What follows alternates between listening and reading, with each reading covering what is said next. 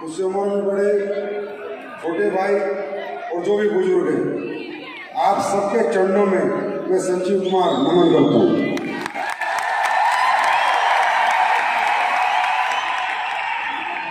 और आप सबका एसलीपीएस परिवार में स्वागत करता हूं, अभिनंदन करता हूं। Welcome to our family. मैं तो वेलकम करूंगा ही, आप आए चाहे ना आए, वो आपकी मर्जी है। और हमारे परिवार क्या है, हम लोग क्या करते हैं, मैं जरूर आपको बताऊंगा। और आप सबको कोई भी परेशानी हुई, तकलीफें हुई, दिक्कत हुई, मैं जानता हूँ आप लोग बहुत दूर दूर से आए हैं। 2-2 दिन के सफ़र भी लोगों के थे, 3-3 दिन के सफ़र भी लोगों के थे। कोई बसों में, कोई ट्रेनों में, कोई सीट मिली हो ना मिली हो, स्टेडियम में भी बहुत असहज मुझे पता आप महसूस कर रहे होंगे। उसके लिए मैं हाथ जोड़कर आप सबसे माफ़ी मांगता हूँ। बस शुरू में मैं माफ़ी मांगता हूँ, लास्ट में जाते जाते नहीं मांगूंगा। वो इसलिए कि मैं समझ सकता हूं, मैं आप ही के जैसा हूं, आप ही के जैसी फैमिली से हूं, इसी माहौल से हूं। और मैं भी एक दिन ऐसे कहीं बैठा था, मुझे पता है तकलीफें होती हैं, मुझे पता है तकलीफें होती हैं, दिक्कतें होती हैं। किसी को खाना मिला होगा, किसी को नहीं मिला, किसी को सीट मिली नहीं मिली। पर आज हम यहाँ इन सीटों पे बैठने नहीं आए, बादशाह वाली सीट पे बैठने आए हैं। तो आज की सीट की चिंता ना करो, कल की सीट का इंतजार करो। ये सीट आपका इंतजार कर रही है। दूसरा, मैं जितने भी अचीवर्स यहां पर आए उन सबको अपनी तरफ से बहुत बहुत मुबारकबाद, congratulation to all of you. दोस्तों, आज सफायर या जितने भी अचीवर्स इस स्टेज पर आए हैं, अपने आप को गौरवान्वित महसूस करें, क्योंकि आज आपने भारत के सबसे बड़े स्टेडियम के सबसे बड़े मंच पे आपको आज सम्मानित होने का मौका मिला है। तो ये बात क्लियर है कि आप भारत के सबसे बड़े मंच पे आ गए हैं, तो बड़े आदमी भी जरूर बनेंगे। और सबसे ज्यादा धन्यवाद तो आप लोगों का है। आज इस कलयुग में कौन किसकी खुशियों में शामिल होता है। इस परिवार को देखो, इस कल्चर को देखो, इस विजन को देखो, इस सिस्टम को देखो।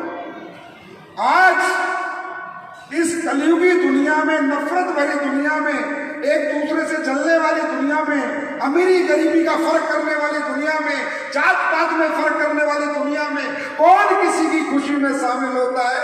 अगर देखना है तो एसलीपीएस परिवार को देखो कि हजारों लोग चंद लोगों की खुशी में शामिल होते हैं। कुछ लोग, मात्र 50-60 लोग यहाँ पर आए हैं और हजारों लोग उनकी खुशियों में शामिल हुए हैं। तो मैं आप सबके माता पिता के चरणों में नमन करता हूं कि वाह, क्या संस्कार दिए अपने बच्चों को।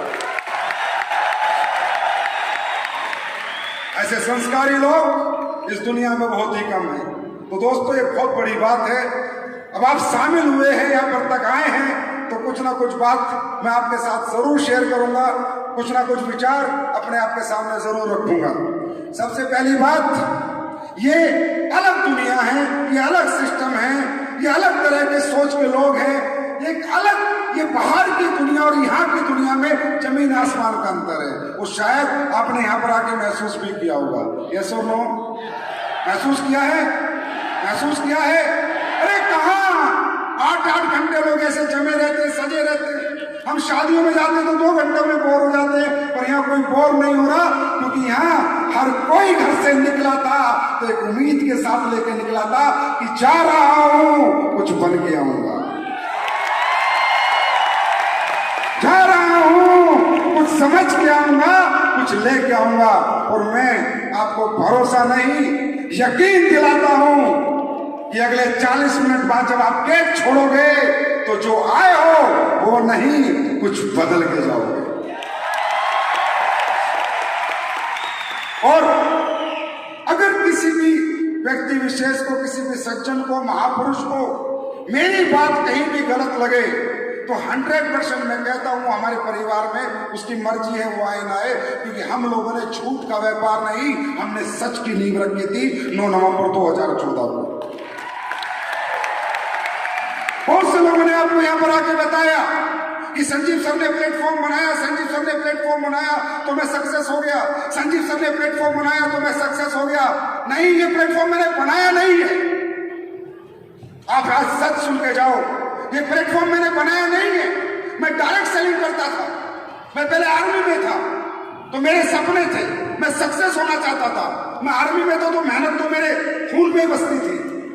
तो अचानक किसी ने मुझे एक डायरेक्ट सेलिंग से रूबरू कराया, इस कल्चर से रूबरू कराया कि एक ऐसा बिजनेस है जिस बिजनेस को करके कोई भी व्यक्ति, आम आदमी अपने सपने पूरे कर सकता है।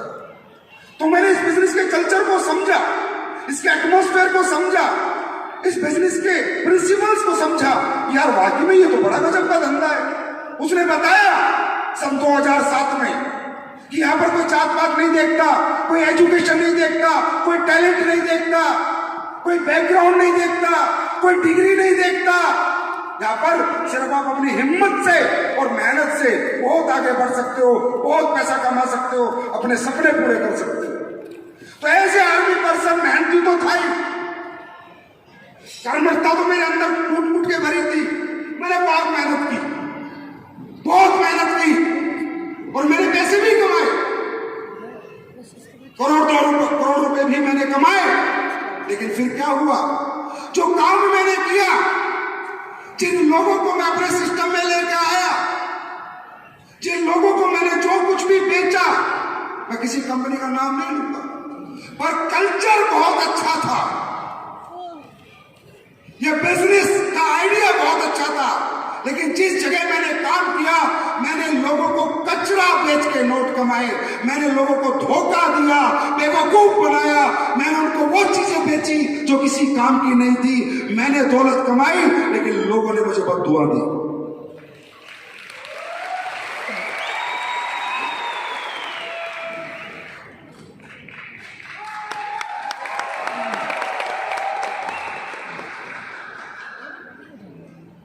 मुझे लगा सन 2011-12 तक मैंने वहां काम किया, 12-13 तक। मैं नहीं समझ पाया डायरेक्ट सेलिंग इंडस्ट्री की सच्चाई, मैं नहीं समझ पाया यहां अच्छे तरीके से भी काम हो सकता है। मुझे लगा यहाँ झूठ, मक्कार, चोरी सही काम होता है, यहाँ घटिया प्रोडक्ट बेच के अच्छे पैसे कमाए जाते हैं। क्योंकि आर्मी पर्सन था भाई, एक रास्ते का चला हुआ था, इतना समझदार नहीं था, इतना टैलेंटेड नहीं था, MBA MTech नहीं था कि मैं चीजों को पढ़ सकूं। मैं तो सीधा साधा आदमी था, लगा हुआ था। जब मुझे पता चला, मैंने लोगों को बीमे बेचे, अपने रिश्तेदारों को 15-15 हजार दिए, 4 साल में 60,000 रुपए गए, और जब वो लेने गए तो 15,000 मिले, किसी को 10,000 मिले, किसी को 12,000 मिले। उन्होंने मुझसे कहा, ए संजीव क्या काम करता है यार, हमारा पैसा रुकवा दिया। मैंने पूछा क्या हुआ? बोला तुझे हमारे को ज्वाइनिंग करा के कितना पैसा मिला? बोला 500 रुपया। अरे बोले साले ऐसे 1000 मांग देते, ऐसे दे देते, हमारे 20,000 को रुकवाए।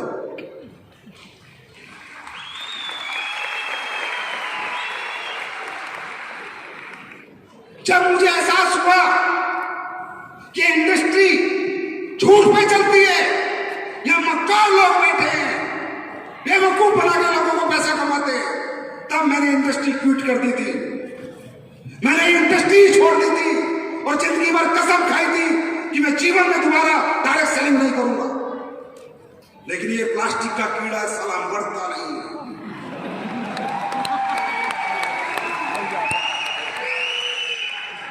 मैंने 1-2 साल संन्यास ले लिया था, लेकिन फिर मैंने इसमें रिसर्च चालू करी।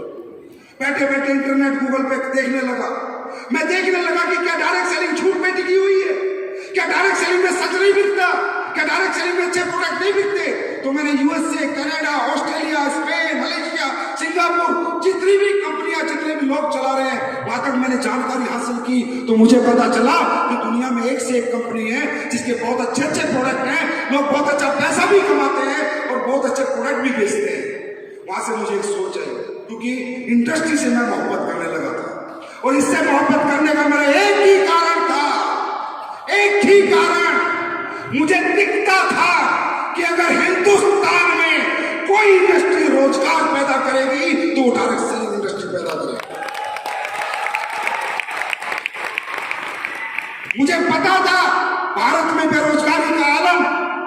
मुझे पता था भारत में बड़ी बड़ी डिग्री लेने के बाद भी बच्चों की आज क्या हैसियत है। मुझे पता था आज बीटेक एमटेक करके भी बच्चे 15-15 हजार की नौकरी कर रहे हैं। आप समझ सकते हो 15 हजार में जिंदगी कैसे चलेगी। एमबीए बीबीए करके बच्चों को 20-20 हजार 15-15 हजार मिल रहे हैं। आप समझ सकते हो जिंदगी कैसी चलेगी। तो कल्चर एक्सेप्ट कर चुका था, कल्चर एक्सेप्ट कर चुका था, ये इंडस्ट्री की पावर को एक्सेप्ट कर चुका था, लेकिन किसी कंपनी को एक्सेप्ट नहीं कर पा रहा था। क्योंकि मैं डायरेक्ट सेलर था यार, मैं कभी मालिक नहीं बनना चाहता था। मुझे कोई शौक नहीं था मालिक बनने का।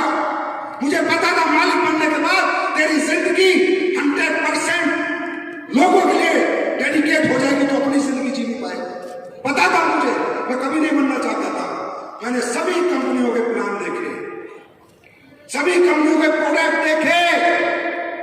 ज्यादातर कंपनियों में मुझे धोखा लालच दिखा, ज्यादातर कंपनियों में झूठ दिखा। किसी के प्रोडक्ट अच्छे थे तो प्लान में दम नहीं, किसी के प्लान में दम था तो प्रोडक्ट में दम नहीं। अल्टीमेटली लोग तकरीबन लोगों को यूज कर रहे थे, कमर्शियल माइंड से चल रहे थे। मैंने प्लेटफॉर्म बनाया नहीं, इन हरामजादों ने मुझसे बनवा दिया। मैंने बनाया नहीं, मुझसे बनवा दिया। मैं मजबूर हो गया, परेशान हो गया। फिर मैंने एक मिशन लिया कि मैं हिंदुस्तान के अंदर डायरेक्ट सेलिंग इंडस्ट्री को लेकर जो नेगेटिव परसेप्शन है उसे पॉजिटिव में कन्वर्ट करूंगा। मैंने मिशन लिया कि हिंदुस्तान के अंदर जो लोग डायरेक्ट सेलिंग करके कुछ नहीं बन पाए, मेहनत करने के बावजूद उन्हें कुछ बनाऊंगा। मैं प्रूव करूंगा कि दुनिया का सबसे अच्छा प्रोडक्ट भी दिया जा सकता है और दुनिया का सबसे अच्छा पैसा भी दिया जा सकता है, अगर नीयत साफ हो।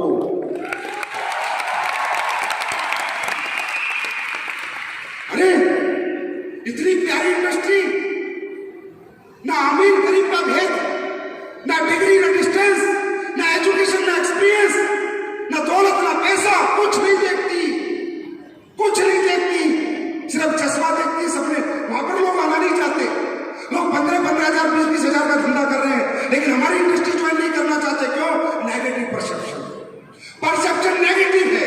लोगों को लगता है कोई कंपनियां हैं जो पहले चक्कर घुमा के गई, पैसे घुमा के गई, बेवकूफ बना के गई। नहीं तो आज हमें नेटवर्किंग करने में दिक्कत नहीं आती अगर हम पॉजिटिव परसेप्शन पैदा करते। और आज ज्यादा तो नहीं, भारत के अंदर आज एसएलपीएस के बारे में कोई माइक का लाभ साला नेगेटिव बात नहीं कर सकता, कोई नेगेटिव बात नहीं कर सकता। और किसी कंपनी के लिए कोई कुछ बोले तो बोले, एसएलपीएस के लिए पॉजिटिव बोलना पड़ेगा, क्योंकि एसएलपीएस कंपनी के प्रोडक्ट जिस गली, जिस मोहल्ले, जिस गांव, जिस घर गए, वो सारे मोहल्ले, वो गली, वो घर और वो गांव, वो शहर सारे पॉजिटिव हैं और कहते हैं यार प्रोडक्ट है तो एसएलपीएस वेलनेस के। सच कह रहा हूं झूठ कह रहा हूं? अरे यस और नो? हमारे अच्छे प्रोडक्ट है या नहीं? हमारे प्रोडक्ट में रिजल्ट है या नहीं? हमने मार्केट का माहौल बदल दिया, अच्छे अच्छे की सोच बदल गई। अरे बड़े बड़े नेता और अभिनेता आज डायरेक्ट सेलिंग का प्रोडक्ट बना के खाते हैं, बुला के खाते हैं कि यार मजा आ गया एसएलपीएस के गोल्डन मिल्क में, एसएलपीएस के च्यवनप्राश में, एसएलपीएस के टेस्ट ऑफ फास्ट में। आज उस कैटेगरी के प्रोडक्ट और वो डायरेक्ट सेलिंग हम लोगों ने बनाई। उसका रिजल्ट क्या आया? उसका रिजल्ट मैं बताता हूं कल शाम का। आज तक के इतिहास में पहली बार हुआ होगा, पहली बार, जैसा कि महिपाल सर ने कही कि ये टीम नहीं, हिंदुस्तान की नंबर 1 टीम है।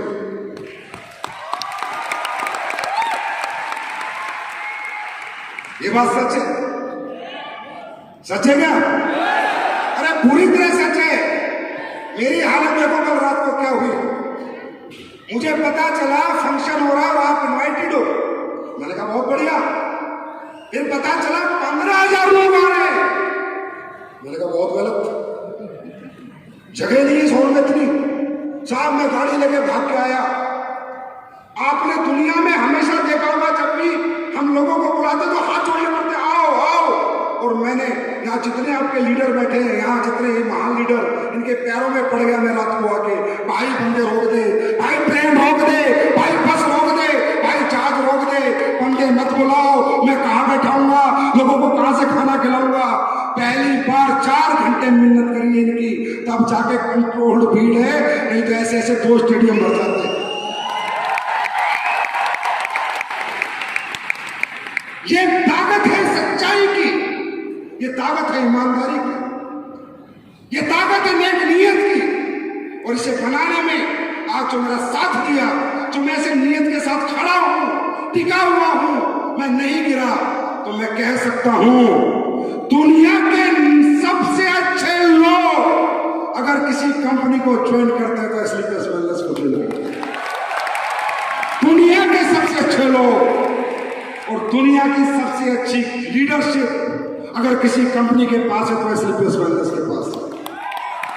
हमारे कोर लीडर इतने ईमानदार, इतने अच्छे, इतने सच्चे हैं, उन्होंने मुझे हिम्मत दी, जज्बा दिया कि सर आप आगे बढ़ो, हम तुम्हारे साथ हैं। और दुनिया का सबसे अच्छा दोस्त, बड़ा भाई मिस्टर मामचंद जी डायरेक्टर, कि उन्होंने हिम्मत दी, संजीव सर तुम मार्केट जीत लो, ऑफिस में संभाल लूंगा।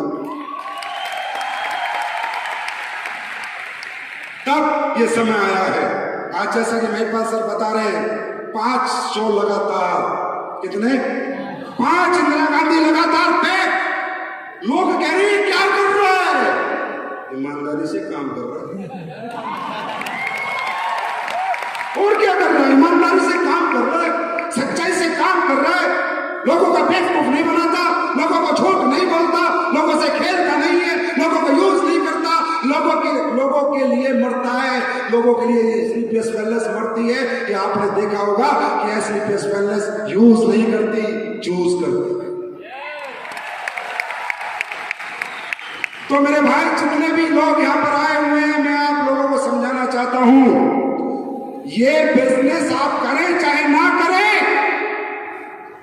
आप कुछ भी करें, अपनी जिंदगी जिए, हम आपको नहीं कहते हमारे साथ बिजनेस करो, बस हम एक बात कहते हैं, हमारे साथ बिजनेस मत करो।